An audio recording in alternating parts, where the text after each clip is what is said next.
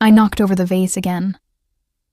The crash echoed through the marble foyer of the Rossi mansion, water spreading across the gleaming floor in a pattern that looked almost artistic if you squinted and pretended it wasn't my third disaster of the morning. My hands flew to my mouth as the ceramic shards glittered like accusations under the chandelier's unforgiving light. Dio mio, Leah. Grace appeared from the kitchen doorway, dish towel slung over her shoulder, shaking her head with that mix of exasperation and affection I'd come to recognize over 3 years. That's the second Ming vase this month. Technically, it was Qing Dynasty, I corrected, then immediately regretted it. Which doesn't make it better. I know. I'll pay for it. Again. Add it to my tab. Grace laughed, the sound warm despite my catastrophe. My brother doesn't care about the vases, Kara. He cares that you keep trying to dust them while carrying 3 other things. Use 2 hands. Or better yet, focus on 1 task at a time. Where's the efficiency in that? I grabbed the mop from the utility closet, already calculating how to clean this mess before Marco returned from his morning meeting.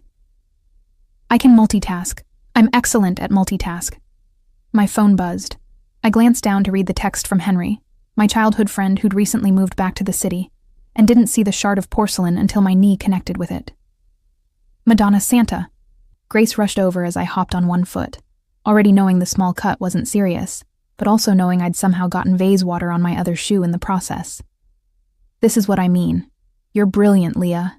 You organize my brother's entire household, manage his schedule better than his actual assistant, remember every detail of every event, but you do it all while tripping over your own feet. It's a gift, I muttered, examining the minor scrape. Some people have grace. I have momentum. The front door opened with the particular weighted sound that meant Marco had returned earlier than expected. My stomach did that stupid flip it had started doing lately whenever he entered a room, which I firmly ignored, because acknowledging it would be acknowledging something I couldn't afford to acknowledge. Marco Rossi walked in like he owned the space, which he did. But it was more than that. At 33, he carried himself with the kind of certainty that came from building an empire through intelligence and ruthlessness in equal measure. His tailored charcoal suit fit perfectly, his dark hair styled with the precision that marked everything he did. But it was his eyes that always caught me. Dark brown, almost black, observing everything with an intensity that should have been intimidating. It was intimidating. I'd just gotten used to it. What happened? His voice was calm, controlled.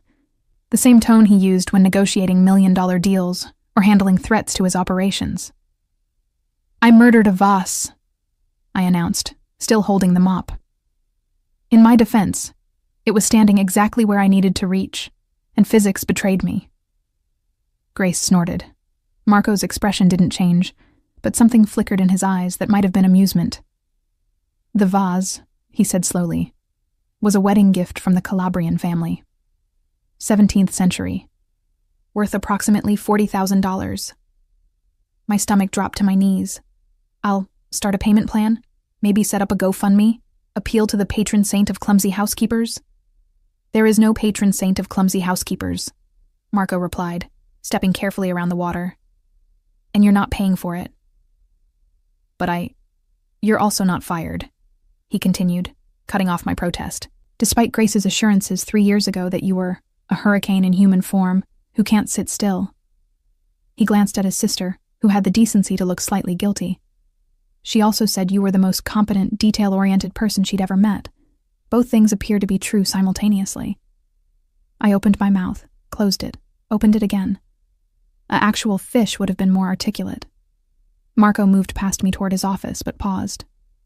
Patrick mentioned you called him a muscular broccoli last week, while making his protein shake.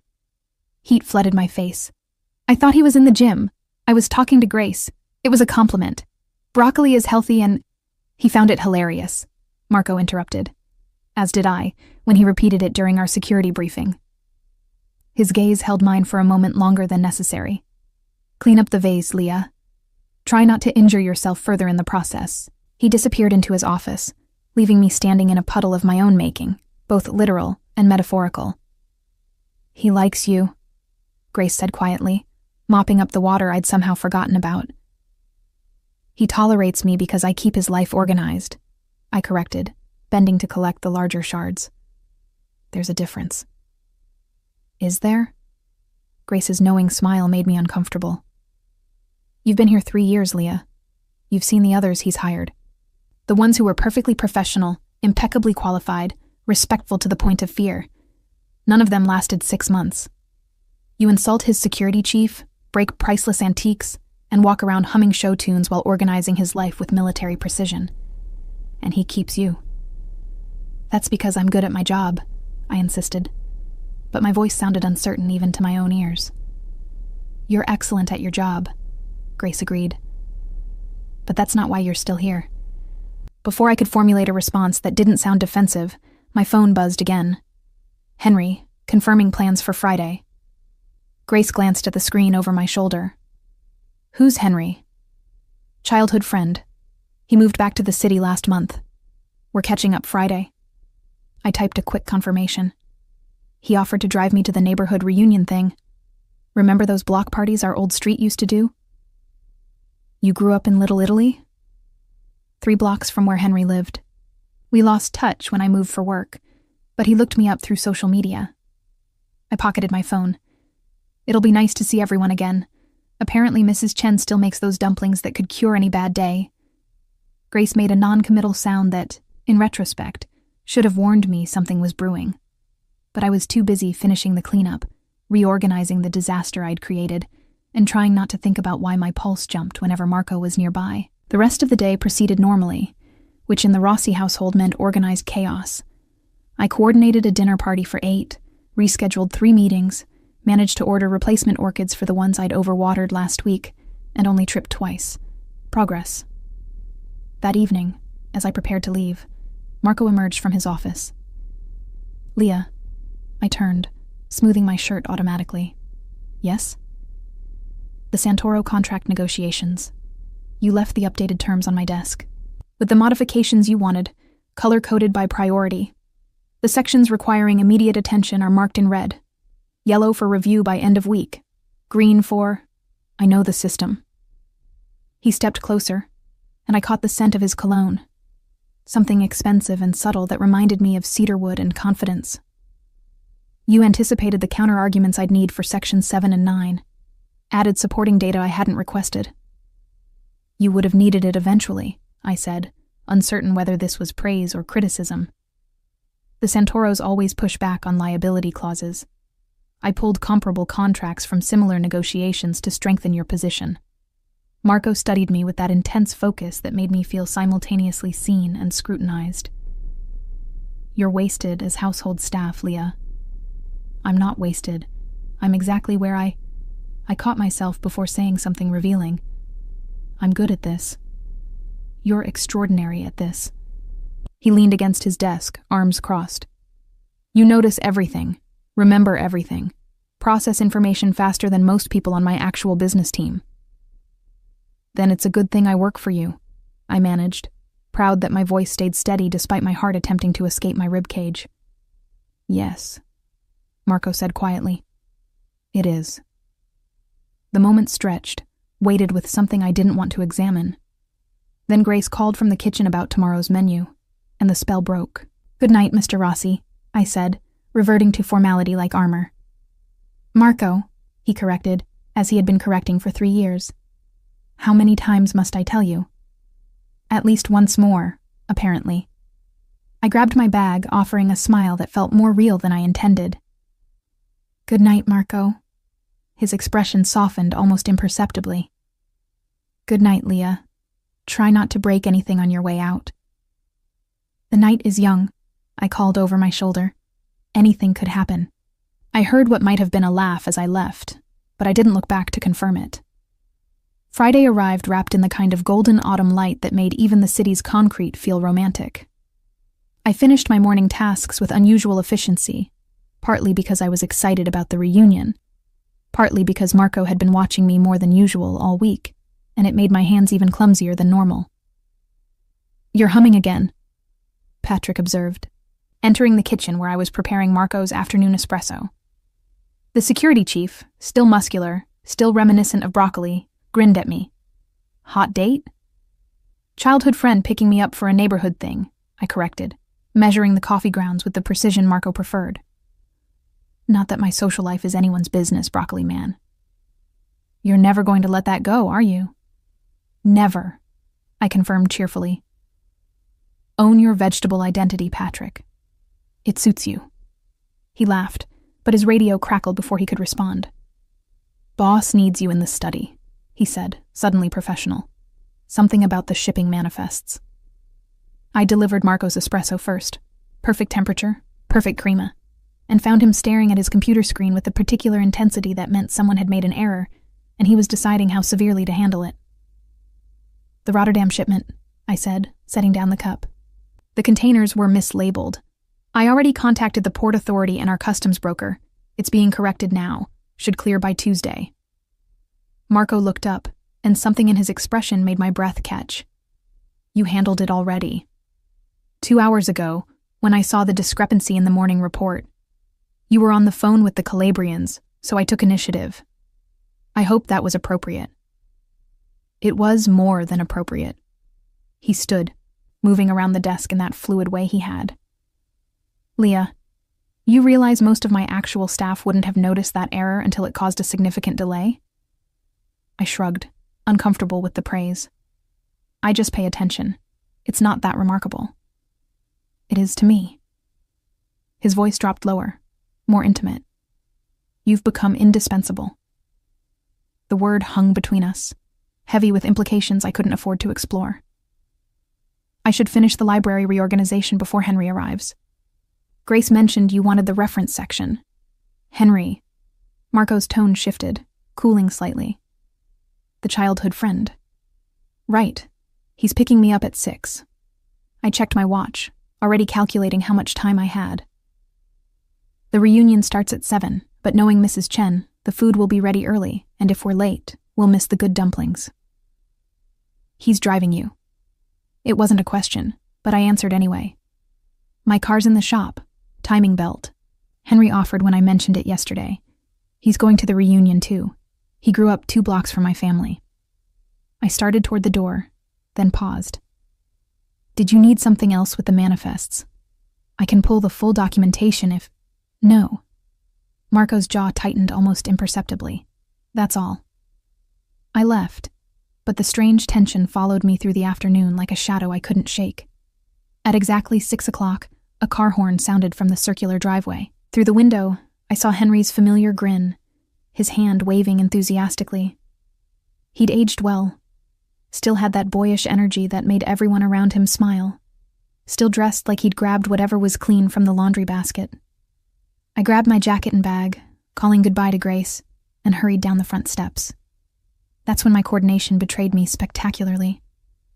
My heel caught on the edge of the stone step. My ankle twisted. And suddenly I was falling forward with the kind of slow-motion clarity that let you know exactly how embarrassing this was going to be. Henry lunged from the driver's seat, catching me around the waist before I could faceplant on the driveway. Still graceful as ever, Leah. Shut up, I laughed, straightening but keeping a hand on his arm for balance. My coordination peaked at age 7 and it's been downhill since. Remember when you tripped during the Easter pageant and took down 3 other angels? I was 8, and those wings were a safety hazard. I was still laughing, still holding his arm, still completely unaware of the figure watching from the study window. Henry released me but kept his hand hovering near my elbow, protective.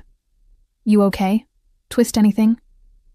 Just my dignity, as usual. I tested my ankle. Fine, thankfully. Come on. Mrs. Chen's dumplings wait for no one. As Henry opened the car door for me, I glanced back at the mansion, catching a glimpse of movement in Marco's study. But when I looked again, the window was empty. The reunion was exactly what I needed. Loud, chaotic, full of people who'd known me when I was gap-toothed and couldn't walk 3 steps without tripping. Mrs. Chen's dumplings were as perfect as memory promised. The neighborhood gossip was deliciously petty, and Henry kept me laughing with stories about his new job in graphic design. You seem happy, he observed around 9 o'clock, as we stood near the dessert table. Different than I remember. More. Settled. I like my job, I said, surprising myself with how true it was. My boss is demanding but fair. His sister is wonderful. The work is challenging. I'm good at it. Just good? Henry's eyes held knowing amusement.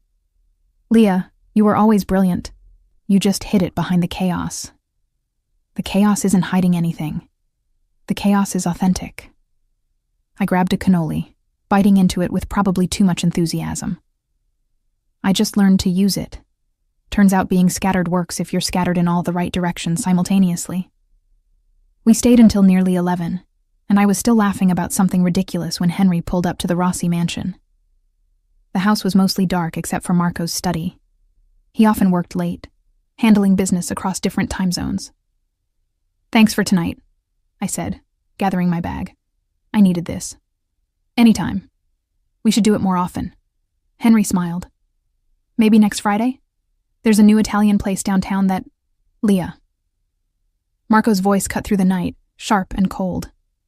I turned to find him standing in the doorway, still in his work clothes but with his tie loosened, top button undone. The porch light cast his face in severe shadows, making him look almost dangerous. Mr. Rossi, I said automatically, then caught myself.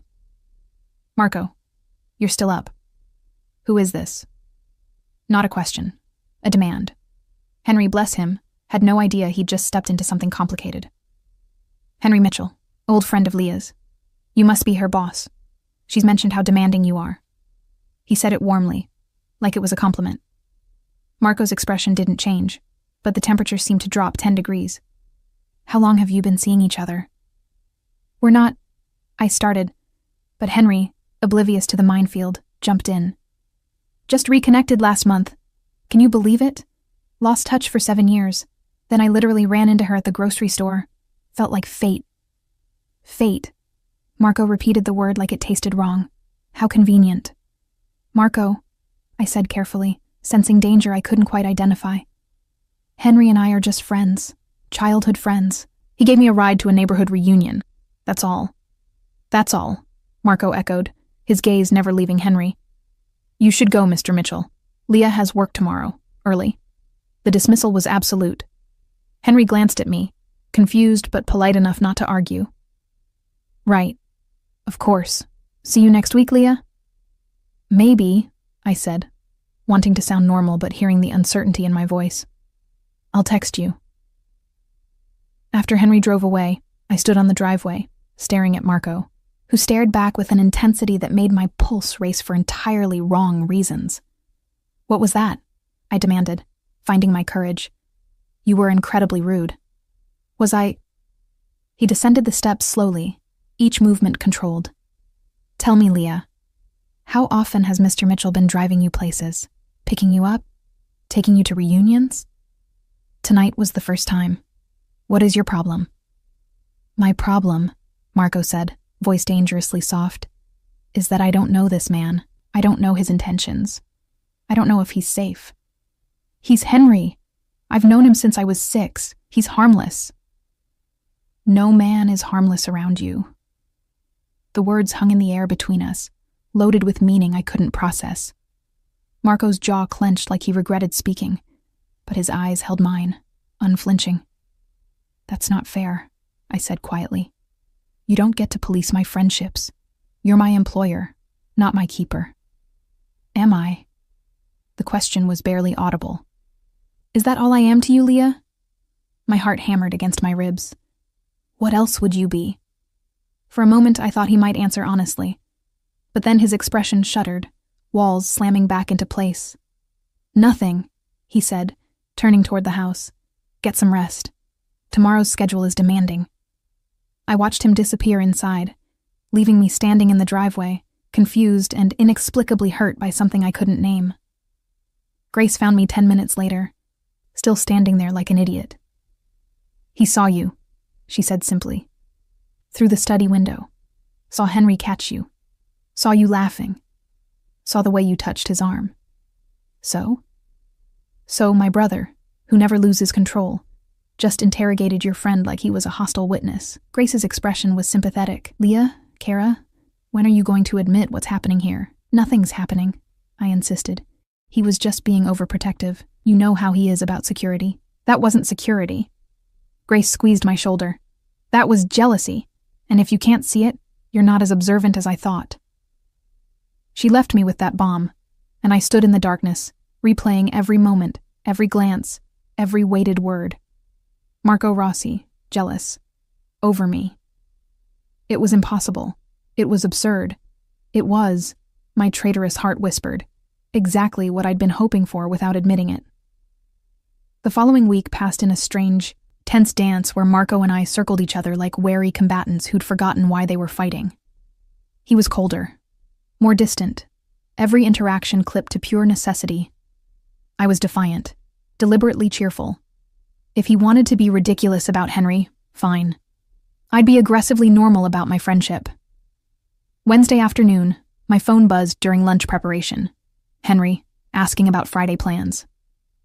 Before I could think better of it, I answered his call on speaker while chopping vegetables. "Leah, so, that Italian place? Are we on for Friday?" "Absolutely," I said, perhaps too enthusiastically. "What time?" 7:30? I'll pick you up from work again if that's easier." "Perfect. See you then." I hung up and turned to find Marco standing in the kitchen doorway, his expression carved from ice. "Another date," he said flatly. "Another friend outing," I corrected, returning to the vegetables with more force than necessary. "Is there something you need? I'm preparing your lunch. I need you to stop being deliberately obtuse."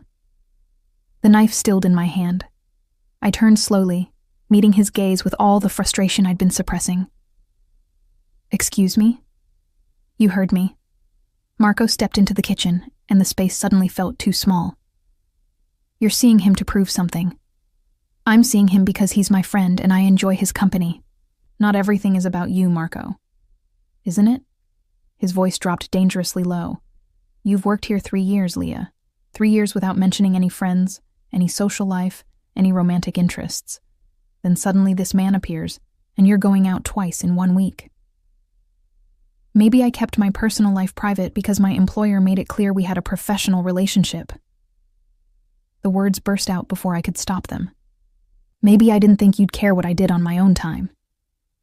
"You thought I didn't care?" Marco moved closer, his control fraying at the edges. "You honestly believed I didn't notice every time you smiled? Every time you laughed? Every small moment of joy you brought into this house?" My breath caught.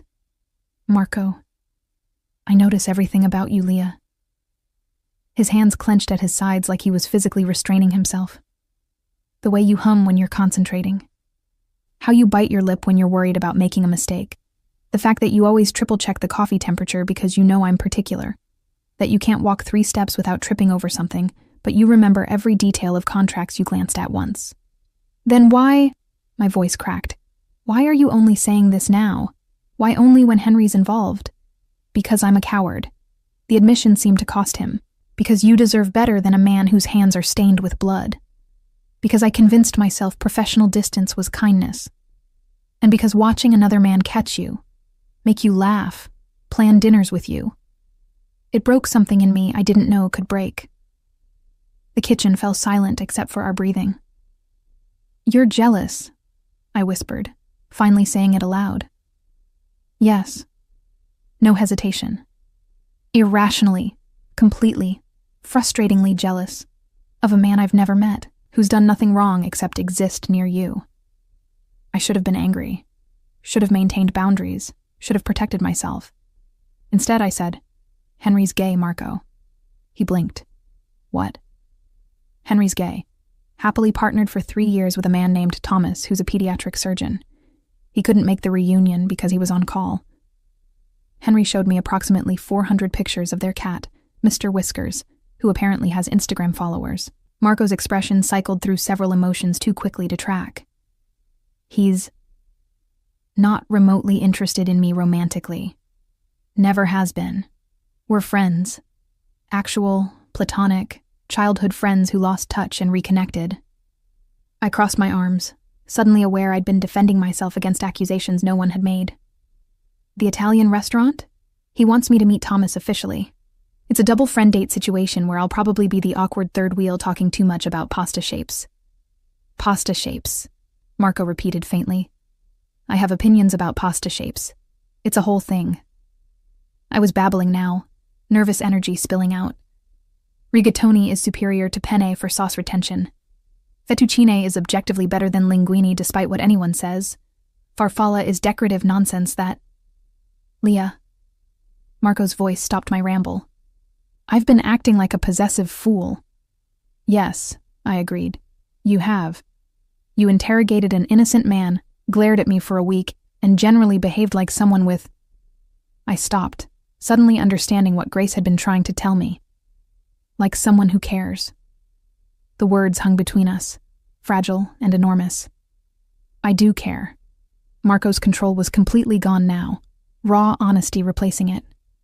More than I should, more than is appropriate, more than I can rationally explain. He ran a hand through his hair, destroying its perfect styling.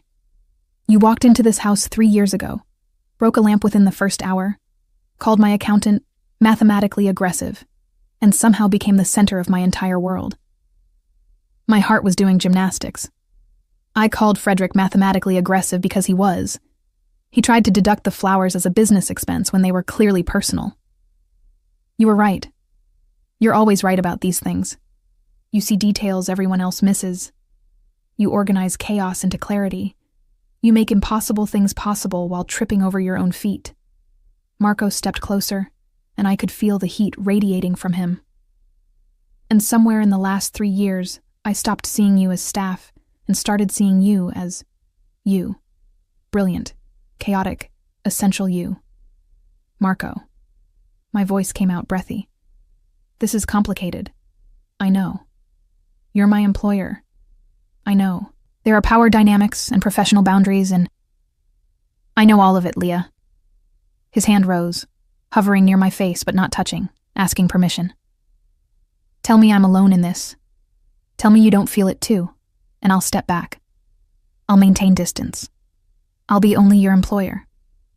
But tell me the truth. I should have lied. Should have protected us both. Should have been smart. Instead, I said, I notice things too, you know, like how you always pour your own coffee when I'm running late so I don't stress about it. How you rescheduled the Calabrian meeting last month because you knew I had a migraine, even though I didn't mention it. How you keep replacing the vases I break with cheaper versions, so I stop panicking about the cost. How you look at me sometimes like I'm something precious instead of something clumsy. His thumb brushed my cheek, the touch sending electricity through my entire nervous system. You are precious, clumsy and precious, chaotic and perfect. I'm going to drop something if you keep saying things like that. Fair warning. Marco laughed, actually laughed, and the sound was worth every broken vase, every awkward moment, every complicated feeling I'd been suppressing. Drop whatever you want, he said. I'll replace it all. But Leah, I need to know. I feel it too, I interrupted, because apparently I couldn't let him finish sentences tonight. I've felt it for months, maybe longer. I just thought. I bit my lip. You're perfect, Marco, controlled and powerful and successful. I'm the disaster who reorganizes your files while humming show tunes. I never imagined you'd look at me as anything but the hurricane your sister hired. Perfect. He repeated the word with something like wonder. Leah, I haven't felt human in years. I built walls so high I forgot what it felt like to want something beyond power and control. And then you appeared, breaking things and making terrible vegetable-based insults, and suddenly I was human again. Feeling things, wanting things. His forehead touched mine, wanting you. This is happening, I whispered. We're actually doing this. Only if you want it. Your choice. Always your choice. I thought about 3 years of carefully maintained professionalism, about power dynamics and appropriate boundaries, about all the rational reasons this was complicated. Then I thought about Marco's rare smiles, about the way he said my name like it mattered, about feeling seen, truly seen, for the first time in my adult life. I want it, I said. I want this. I want you. Even though you're going to drive me crazy with your control issues and I'm going to drive you crazy with my chaos. I'm counting on it. His smile was devastating. Though perhaps we should establish some ground rules. Like what? Like you're not staff anymore. Not really. We need to redefine this relationship properly. Marco's thumb traced my jawline. I'll hire someone else for household management. You'll work with me in the business side if you want. Your organizational skills are wasted on dusting and meal planning. But regardless, we're equals, Leah. In every way that matters. I like dusting, I protested weakly. And meal planning. And organizing your chaos. Then you can continue doing it because you choose to, not because you're employed to. The point is, removing the power imbalance. You've thought about this. I've thought about nothing else for months. He pulled back slightly, his expression serious. I need you to understand what you're accepting, Leah. My world isn't simple. There are dangers, complications, things I'm not proud of. If we do this, you're choosing all of it. I thought about the last 3 years, about the men in suits who visited for meetings, about the careful way Patrick and the security team operated, about things I'd observed and never questioned because they weren't my business. I'm not naive, Marco. I know who you are, what you do. I met his gaze steadily. I choose it anyway. I choose you anyway. The kiss, when it finally came, tasted like espresso and possibility, and 3 years of restrained wanting. His hands cradled my face like I was something breakable, and I gripped his shirt like he might disappear if I let go. When we finally broke apart, both breathing hard, Marco rested his forehead against mine. I'm still going to dinner with Henry on Friday, I said, because he's my friend, and I want to meet Thomas properly and discuss pasta shapes. Marco laughed against my hair. I wouldn't expect anything less, though I reserved the right to be irrationally anxious about it despite knowing better. You can text me obsessively. I'll respond with terrible vegetable puns about whatever we're eating. That's not reassuring. I never promised to be reassuring. I promised to be me. I pulled back to look at him. Chaotic, clumsy, too honest me. That's all I want, Marco said simply. That's all I've ever wanted. Grace found us an hour later, still in the kitchen, talking about everything and nothing, while I finally finished preparing lunch with Marco, watching like I was performing surgery instead of making sandwiches. Finally, Grace said, not even pretending to be surprised. I was beginning to think I'd have to lock you both in a closet. You knew? I asked. Everyone knew, Kara. Everyone except you two. She kissed her brother's cheek. Try not to break her. She's the best thing that's happened to this family in decades.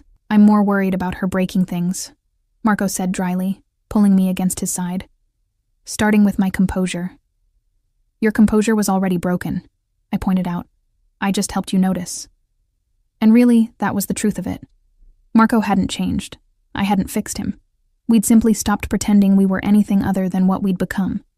Two people who saw each other clearly despite the chaos and control, and chose each other anyway. The shift from employer-employee to something infinitely more complicated happened gradually, like watching dawn break, imperceptible, until suddenly everything was illuminated. Monday morning, I arrived at the mansion to find my workspace had been transformed. The small desk in the corner of the kitchen where I'd managed household tasks for 3 years was gone. In its place, nothing. Instead, Grace directed me to the second-floor office adjacent to Marco's study, a room I'd always assumed was storage. It wasn't storage. Floor-to-ceiling windows overlooked the garden. A desk that probably cost more than my car sat positioned to catch natural light. My files, all of them, were already organized on custom shelving. A laptop, far superior to the ancient one I'd been using, sat waiting with my login already configured. Marco had Patrick and the staff move everything overnight, Grace explained, leaning against the doorframe with a knowing smile. He's been planning this for 2 weeks, since before the Henry situation, actually. He was just waiting for the right moment. I ran my fingers over the desk's smooth surface. This is too much. It's appropriate. You're not cleaning and organizing anymore, Leah. You're consulting, managing, actually using that brilliant brain of yours. Grace moved into the room, her expression turning serious. My brother is giving you a real position because you've earned it. Not because you're together now. Those are separate things. Are they? I sank into the ergonomic chair that fit perfectly. Everyone will think. Everyone who matters knows you've been doing this level of work for years, without proper recognition or compensation. She placed a folder on the desk. Your new contract, Salary commensurate with your actual responsibilities. Official title, Director of Operations. You'll oversee household management, but also coordinate with Marco's business managers, handle scheduling across divisions, manage special projects. I opened the folder, and the salary number made me blink. Grace, this is what you're worth. Maybe even less than you're worth. But Marco was trying to be reasonable. She grinned. I told him to double it. He compromised at 1.5 times. I can't accept this. You can, and you will. Because if you don't, I'll be insulted that you think so little of your own value. Grace's tone turned stern. You've been undercharging yourself for 3 years, Kara. No more. Before I could argue further, Marco appeared in the doorway. He'd clearly been waiting for Grace to brief me first, giving me space to process without his overwhelming presence influencing my decision. Leah. He entered slowly, gauging my reaction. If the office isn't suitable, we can... It's perfect. The words came out softer than I intended. It's too perfect. Marco, I don't need all this to do my job. I know you don't need it. That's not why I'm offering it. He leaned against the desk, close enough that I could smell his cologne.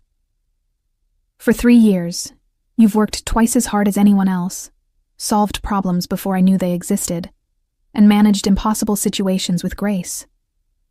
This position isn't charity. It's recognition of what you've already been doing without proper acknowledgement. People will say you're giving me special treatment because we're together. Let them. His voice carried absolute certainty. Anyone who's worked with you knows the truth, and anyone who doesn't matter enough to matter. Grace cleared her throat diplomatically. I'm going to check on lunch preparations. You two talk. After she left, Marco remained silent, letting me process. It was one of the things I'd learned about him. He knew when to push and when to simply be present. I'm scared, I admitted finally. What if I mess this up? What if people think I'm only here because of us? What if I prove everyone right by failing spectacularly while tripping over my own feet and breaking something important?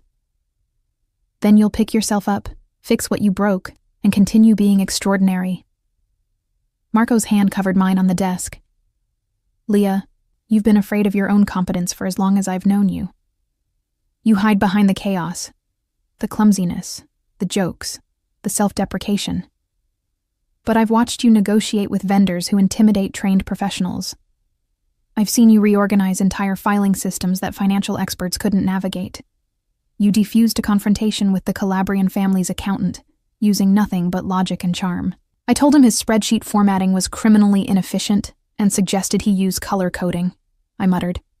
He laughed and agreed to the revised terms. Exactly. You have a gift for seeing through pretense to the actual problem, for finding solutions others miss because they're too busy protecting their egos.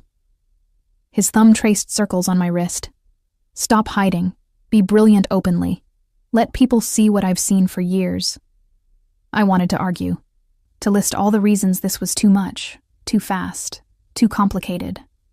Instead, I asked, what's my first project? Marco's smile was worth the leap of faith. The Santoro contract negotiations. They're stalling on the Northwestern Territory Division. I need fresh perspective. Someone who can see patterns I'm too close to notice. The Northwestern Territory Division is stalling because they're not actually negotiating in good faith, I said immediately, pulling up the files I'd memorized months ago. They're running out the clock until the Delgado family completes their harbor acquisition. Once that's done, the Santoros think they'll have better leverage. But the Delgado timeline is delayed by at least 6 weeks due to environmental permits. If you apply pressure now, the Santoros will fold rather than wait. Marco stared at me. How did you know about the Delgado permits? I read the regional development reports you get weekly. The harbor project requires Coastal Commission approval, which is delayed pending ecological surveys. It's in the footnotes of the March briefing, page 17, second paragraph. I pulled up the document to verify. See? Right there. 6 to 8 week delay. Possibly longer if the survey finds anything problematic. You read my regional development reports. I read all your reports. How else would I know what you might need? I looked up from the screen to find him watching me with an expression I couldn't quite decipher. What? I'm reconsidering your salary. It should definitely be higher. Marco, I'm serious. Leah, my business advisors missed that connection. My negotiation team didn't make that link. You saw it because you read footnotes in briefings most people skim. It's not that impressive. I just pay attention. It's incredibly impressive. And it's exactly why you belong in this office, with this title, doing this work. He stood, pulling me to my feet. One condition, though. What? You still organize the household schedule. Grace and I are lost without your system. I laughed. That wasn't in the contract. Consider it a bonus responsibility, though we're paying you extra for it now. You're impossible. I'm in love with you. The words came out casual, like he'd been saying them for years instead of for the first time. That tends to make people do impossible things. My breath caught. Marco, too soon? He didn't look worried. I can take it back. Pretend I said something less dramatic. Perhaps I'm quite fond of you, or you're growing on me like an affectionate fungus. Affectionate fungus? I panicked. You make me panic. It's your fault. He pulled me closer, his hands settling at my waist. But the sentiment stands. I love you, Leah. Your chaos, your brilliance, your terrible vegetable comparisons, your inability to walk 3 steps without incident. All of it. I should have been terrified, should have questioned the speed of this, the intensity. Instead, I said, I love you too. Even though you're controlling and possessive, and you glowered at Henry like he'd committed a crime. In my defense, I thought he had committed a crime. Against me. By existing near you. That's not how crimes work. It should be. He kissed my forehead, then my nose, then finally my mouth. Fair warning. I'm going to be terrible at this, at being open, at not defaulting to control when I'm worried about your safety, at accepting that you're capable of handling situations without my interference. And I'm going to be terrible at being organized while not breaking things, at accepting help without arguing, at remembering that I'm allowed to be confident instead of self-deprecating. I leaned into him. We'll be disasters together, my favorite kind of disaster. The intercom on my new desk buzzed. Apparently it was connected to Marco's study. Patrick's voice crackled through. Boss, the Santoro lawyer is online too. Should I tell him you're busy? Marco looked at me, eyebrows raised. What do I tell him? Tell him the Northwestern Territory terms are non-negotiable, but you're willing to discuss the harbor access clauses if they commit by end of week. Mention you're aware of regional developments that might affect their timeline. Let him infer you know about the Delgado delay, without stating it outright. That's my line? That's your leverage. Make them think you know more than you do, which you do now, because I told you. I shooed him toward his office. Go negotiate. I have work to do. Apparently I'm director of operations now. Very important. Much responsibility. Leah, I turned back. Thank you, Marco said simply, for seeing me, for choosing this, for being exactly who you are. Thank you for building me an office so I'd stop organizing your life from a kitchen corner like some kind of domestic wizard. Domestic wizard. He shook his head, smiling. I'll add that to your official title. After he left, I sat in my new chair, in my new office with my new title and impossible salary, and felt something unfamiliar settle in my chest. Not happiness exactly. Something bigger, something that felt like belonging. Grace appeared in the doorway with espresso. Perfect temperature, perfect crema. Welcome to the family business, Kara, she said. Try not to reorganize us out of existence. No promises, I replied, already pulling up the Santoro files with renewed purpose. But I'll try to give you warning before I revolutionize everything. That's all anyone can ask. Through the wall, I could hear Marco's voice, measured and confident as he delivered the negotiation terms I'd outlined. When he reached the part about regional developments, he paused, I imagined him smiling, and then deployed the leverage with perfect precision. I opened my laptop and got to work, feeling more myself than I had in years. Clumsy, brilliant, chaotic, essential me, finally in exactly the right place. 3 weeks into our new reality, I discovered that loving Marco Rossi meant accepting two contradictory truths simultaneously. He trusted me completely with his business operations, and he trusted no one completely with my safety. "You're doing it again," I said, without looking up from the logistics report I was reviewing. "I can feel you hovering." "I'm not hovering." Patrick's voice came from the doorway of my office. "I'm providing security oversight. You've been standing there for 10 minutes watching me type. That's hovering." I turned to face him, arms crossed. "Marco sent you, didn't he? Boss wants to ensure the office is secure. New protocols since you've taken on more visible responsibilities." Patrick had the decency to look slightly guilty. "You're handling sensitive information now. Contract details, negotiation strategies, financial projections. That makes you a potential target for people who'd like to undermine the family's operations." "I've been handling sensitive information for 3 years. What's actually changed?" "Now people know you're handling it. There's a difference between being invisible staff and being officially positioned as the director of operations." He moved into the room, his expression serious. "Leah, you're not just Marco's girlfriend. You're becoming a strategic asset to the organization. That changes your risk profile." I wanted to argue, but he wasn't wrong. In the past 3 weeks, I'd attended 2 negotiation meetings, consulted on 4 major contracts, and somehow become the person other department heads contacted when they needed clarity on Marco's priorities. My visibility had increased exponentially. "Fine. Hover discreetly." I returned to the report. "But if you start commenting on my typing speed, we're going to have words." "Your typing speed is impressive. 78 words per minute with minimal errors." "Patrick, just stating facts." He grinned. "Boss also wants me to accompany you to your lunch with Henry and Thomas tomorrow.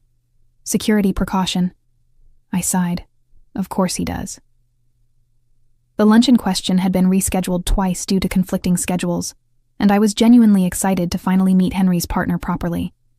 But Marco had been increasingly anxious about it, despite now knowing Henry posed zero romantic threat. "It's not about Henry," Marco had explained the previous evening as we reviewed contracts in his study. "It's about you being in public spaces without security, establishing patterns that people could track, being vulnerable. I'm having lunch with friends, not conducting espionage. To anyone watching, you're now a known associate of the Rossi family. That alone makes you interesting." His hand had found mine across the desk. "I'm not trying to control you, Leah. I'm trying to protect you from dangers you haven't encountered yet because I've kept them away from you." Now, facing Patrick's protective stance, I understood Marco's concern wasn't about jealousy. It was about a world I was only beginning to fully understand. "Okay," I said finally. "You can come to lunch. But you're sitting at a separate table and pretending not to know us." I refused to introduce my security detail to Henry like it's normal. It is normal. For this life. It's not normal for me. Not yet. I saved the report and stood. "I need time to adjust to being someone who needs protecting. Give me that at least." Patrick's expression softened. "Boss said you'd resist. Also said to tell you that resistance is pointless because he's already arranged security whether you agree or not. But he'd prefer you to agree, so you don't spend energy fighting something designed to keep you safe." "He said that exactly?" I'm paraphrasing. He actually said, "Tell her I love her stubbornness, but I love her safety more. And if she argues, remind her she once insisted I wear a seatbelt in my own car, because statistics matter." I laughed despite myself. That's more accurate. "So we agree? I accompany you tomorrow, discreet but present?" "We agree. But Patrick?" I met his gaze. "Thank you for taking this seriously, for understanding I'm not just." I gestured vaguely. "Whatever people think I am." "Your family," Patrick said simply. "Grace adores you. Marco loves you. That makes you one of us. We protect our own." The words settled something anxious in my chest. Family. Not just Marco's girlfriend or the director of operations, but actually part of this complicated, dangerous, fiercely loyal unit. That evening, I found Marco in his study, staring at security protocols with the kind of intensity usually reserved for hostile takeovers. "Patrick told me about tomorrow," I said, closing the door behind me. Thank you for caring enough to worry. But Marco, you can't bubble wrap me forever. I can try. He didn't look up from the documents. These are threat assessments from the last 6 months. 3 separate attempts to gather information about my operations through indirect approaches. One tried to bribe a vendor, another posed as a journalist.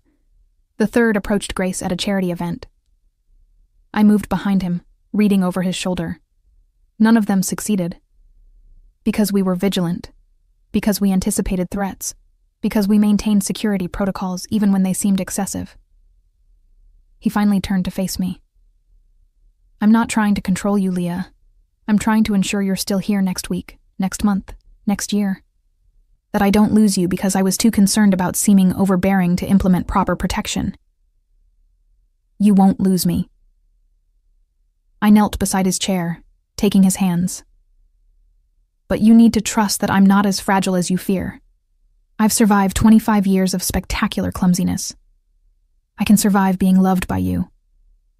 It's not the same thing. Isn't it? You're worried I'll get hurt because of who you are. I'm worried I'll break something important in your life because of who I am. We're both afraid of our own natures damaging the other person. I squeezed his hands. But Marco, I choose this. The security concerns, the complications, the visibility. I choose all of it because I choose you. His thumb traced my cheekbone. You're more resilient than I give you credit for. And you're more terrified than you admit, which is actually sweet, in a controlling Italian way. Controlling Italian way? He pulled me into his lap with a raised eyebrow. Should I be insulted? You should be aware that your particular brand of protective intensity is very culturally specific. I settled against him, feeling the tension gradually leave his shoulders. Also that I find it simultaneously frustrating and endearing. Simultaneously. I'm complex. I contain multitudes. You should know this about me by now. Marco laughed, the sound vibrating through his chest into mine. I'm learning. Every day, I discover something new about you that I didn't know I needed. Like what? Like how you hum show tunes when you're solving complex problems. Like how you make terrible vegetable puns when you're nervous. Like how you somehow reorganized my entire security protocol filing system by threat level and probability without being asked. And it's actually brilliant. The old system was chaos. Color coding by type instead of severity. Amateur hour. You're perfect, Marco said softly. Perfectly imperfect. Chaos organized into beauty. That's the nicest thing anyone's ever said about my organizational skills. I meant it about you. The organizational skills are secondary. We sat there in comfortable silence, the weight of his arms around me feeling less like control and more like home. Tomorrow, I said eventually, you're going to worry the entire time I'm at lunch. You'll probably text Patrick every 15 minutes for updates. You'll imagine worst-case scenarios that would never actually happen. Accurate assessment. And I'm going to go anyway, have a lovely meal with my friends, discuss pasta shapes and probably embarrass myself at least twice. And then I'll come home to you, safe and sound, and you'll realize your worry was disproportionate to the actual danger. Also accurate, though I reserve the right to worry regardless. Deal. I kissed him softly. But Marco, at some point, you're going to have to trust that love doesn't make me weaker. It makes me more careful. Because now I have something to come back to. His arms tightened around me. When did you become so wise? I've always been wise. I just hid it behind the clumsiness. I pulled back to look at him properly. Stop underestimating the disaster girlfriend. She's more capable than she appears. The disaster girlfriend, Marco repeated with amusement. Is that your official title now? Director of Operations and Disaster Girlfriend. It has a nice ring to it. It truly doesn't. Too late. I'm having business cards made. The next day, lunch with Henry and Thomas went perfectly. No threats materialized. No dangerous situations emerged. And I only spilled water once. On myself, naturally. Patrick sat 3 tables away, somehow managing to look both intimidating and invisible simultaneously. Thomas was delightful. Warm, funny, exactly as wonderful as Henry had described. They told stories about their cat, Mr. Whiskers, with the kind of affection that made my heart happy. Henry asked about work without prying into specifics, respecting boundaries he probably didn't fully understand but recognized as necessary. "You seem settled," Henry observed as we finished dessert. "Happier than I've seen you in years." "I am," I said honestly. "It's complicated and sometimes overwhelming, but it's real. And right." "Good." He squeezed my hand across the table. "You deserve real and right, Leah. Even if it comes with security details at separate tables." "You noticed." "Hard not to, but I get it. Marco's world comes with precautions." Henry smiled. "As long as you're choosing it freely, that's what matters." When I returned to the mansion that afternoon, Marco was waiting in my office, pretending to review documents, but clearly just watching for my arrival. "I survived," I announced. "Not even a minor catastrophe. Your worry was entirely unfounded." Patrick sent updates, 6 of them. Marco stood, pulling me into his arms. "I'm working on the overbearing protective instinct. Grace says it might take a decade." "I have time," I said against his chest. "We have time." And in that moment, surrounded by contracts and security protocols, and the evidence of our complicated, beautiful reality, I believed it completely.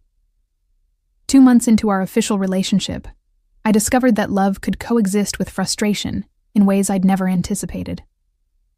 "You changed my security clearance," I said, standing in Marco's study doorway with a tablet displaying the new restrictions. "I can't access the Northeastern Division files anymore." Marco didn't look up from his computer. "Temporary measure. Intelligence suggests the Moretti family is probing for information about our operations. Until we determine their angle, I'm limiting access to sensitive regions." Without discussing it with me first. "It's a security decision, not a personal one."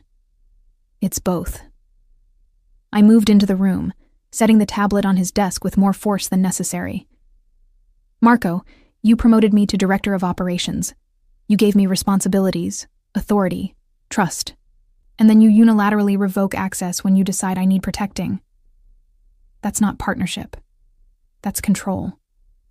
Finally, he looked at me. "The Morettis are dangerous. If they're targeting information and you're compromised, then we address it together. You warn me. We adjust protocols. We make decisions as a team." I crossed my arms. "You can't love me and trust me while simultaneously treating me like a liability that needs managing." "You're not a liability. You're—" He stopped himself, jaw tightening. "I'm what? Too important to risk? Too precious to expose to reality?" My frustration bubbled over. "I understand your world better than you think, Marco. I've watched, listened, connected dots you assumed I'd miss. I know about the shipping routes through Rotterdam that aren't just shipping. I know the real estate acquisitions in the harbor district involve more than property development. I know because I'm not naive, and I'm not blind." The silence stretched between us, heavy with implications. "You know," Marco said quietly, "and you've never said anything. Because knowing and needing to discuss are different things. You protect me from details I don't require. I respect that. But don't protect me so thoroughly that you erase the person you fell in love with. The one who sees clearly, thinks strategically, and handles complex situations without falling apart." Marco stood, moving around the desk. "I'm terrified of losing you. Every decision I make is filtered through that fear. The Morettis, the Calabrians, even minor threats. They all represent possibilities where you get hurt because of me. Then let me help navigate those threats instead of hiding me from them." I softened my tone, seeing the genuine fear beneath his control. "I'm not asking to be involved in the dangerous parts. I'm asking to be treated as someone capable of understanding them. There's a difference." "You're right." The admission seemed to cost him. "I'm overcompensating. Grace told me the same thing last week. Patrick mentioned it yesterday. Apparently I'm suffocating you while thinking I'm protecting you." "You're not suffocating me. You're just hovering, very intensely, in multiple time zones simultaneously." Despite the tension, Marco's mouth quirked. "That's specific. I access the security logs. You've been monitoring my location even when Patrick's with me. That's hovering in stereo, Marco. It's excessive." It's loving you, he countered, but without his earlier defensiveness. But I hear what you're saying. I'll restore your access. I'll include you in security discussions that affect you. I'll trust that the woman who reorganized my entire operation while tripping over furniture can handle knowing about the Moretti situation. Thank you. I moved closer, taking his hands. I'm not asking you to stop worrying. Worry all you want. Just don't let worry turn into control disguised as protection. Noted. Though you should know the Moretti situation is actually concerning. Not manufactured danger to justify my behavior.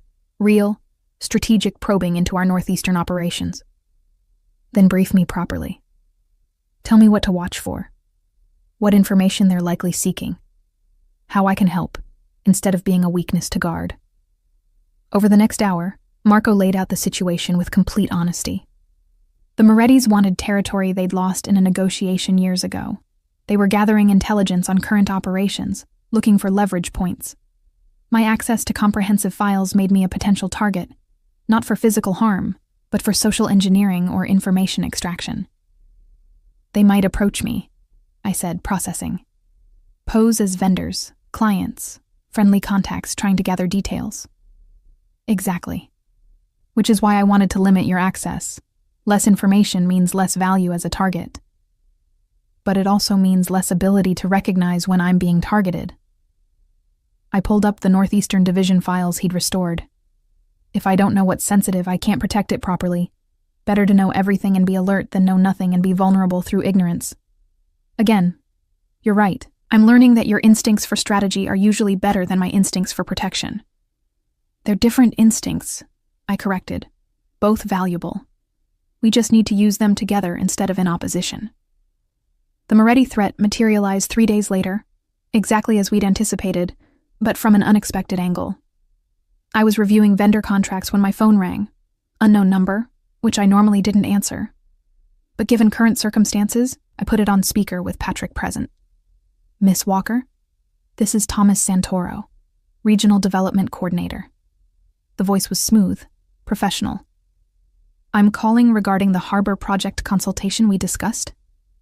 We hadn't discussed any harbor project. This was the probe. I caught Patrick's eye, keeping my voice casual.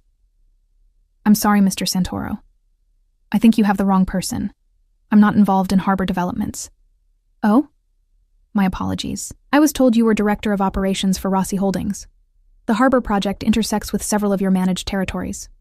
Classic fishing technique. Provide general information, see what details the target volunteers. I manage operational logistics, not regional development. You'd want to speak with our property acquisition team. I kept my tone helpful but vague. I can transfer you to that department if you'd like. No need. Perhaps I was misinformed. A pause. Though if you do happen to review any files related to Northeastern Harbor access, I'd be interested in discussing potential collaboration. The Moretti family is always looking for mutually beneficial arrangements. There it was, the Moretti name, dropped deliberately. I'll keep that in mind if anything relevant crosses my desk, I said pleasantly. Thank you for calling. After disconnecting, Patrick was already texting Marco. That was smooth. Most people would have either volunteered information or gotten defensive. Most people haven't spent 3 years watching Marco negotiate. You learn to recognize fishing expeditions. I documented the call in our security log. They know my name, my title, and that I have file access. What they don't know is whether I'm aware enough to recognize their approach. Now they know you are. That'll change their strategy. Good. Better they approach me carefully than assume I'm an easy target. When Marco arrived home that evening, he pulled me into his study before I could even set down my bag. Patrick briefed me, the Santoro call. His hands framed my face. You handled it perfectly. Better than perfectly. You gave them nothing while appearing helpful. That's advanced tradecraft, Leah. I pay attention. You've taught me well. I leaned into his touch. Still think I need protecting from information? I think you've proven you can handle more than I credited. He kissed my forehead. I'm sorry. For underestimating you. For letting fear make decisions instead of trust. You're learning. We both are. I pulled back to look at him properly. This life we're building, it's not traditional. It's not simple, but it's ours. And I choose it, Marco. All of it. The complications, the dangers, the protective security details. I choose this world because I choose you. Even knowing what it means. The constant vigilance, the calculated risks, the reality that people like the Morettis will always be probing for weaknesses. Especially knowing that. Because those challenges don't change how I feel about you. They're context, not deal breakers. I laced my fingers through his. I'm not naive enough to think love conquers everything, but I'm optimistic enough to believe we can navigate everything together. Marco's expression softened into something vulnerable and hopeful. Together. I like the sound of that. Good, because you're stuck with me now. Chaos, clumsiness, strategic thinking, and all. My favorite combination. 6 months later, I stood in our bedroom. Somewhere along the way, my apartment lease had expired, and I'd simply stayed, neither of us acknowledging the transition until Grace started calling it our place, getting ready for the annual charity gala. The dress was elegant, burgundy silk that Marco had insisted on buying despite my protests. But I'd won the argument about shoes, selecting practical heels I could actually walk in instead of the designer torture devices he'd suggested. You look beautiful, Marco said from the doorway, already dressed in his tuxedo. Though I maintain the Louboutins would have been stunning. The Louboutins would have resulted in me falling down the stairs and creating a scene. These are stunning and functional. I turned, letting him zip the dress. How do I look? Appropriately professional for the director of operations attending her first major social event in official capacity? You look like the woman I love. His hands settled at my waist. But yes, also appropriately professional. Grace will be proud. The gala was everything I'd expected. Wealthy donors, careful politics, the subtle dance of power and influence. But this time, I wasn't serving. I was participating. Marco introduced me without hesitation to business associates, rivals, allies. Not as his girlfriend trying to hide in the background, but as his partner in every sense that mattered. So you're the one who reorganized the Northeastern operations, a silver-haired man said during cocktails. Santoro mentioned you were formidable. Mr. Santoro called me by mistake, I replied smoothly. But I appreciate the compliment nonetheless. The man laughed, understanding the unspoken message. Smart and diplomatic, Rossi chose well. After he moved on, Marco leaned close. You just earned respect from the Calabrian family's financial advisor.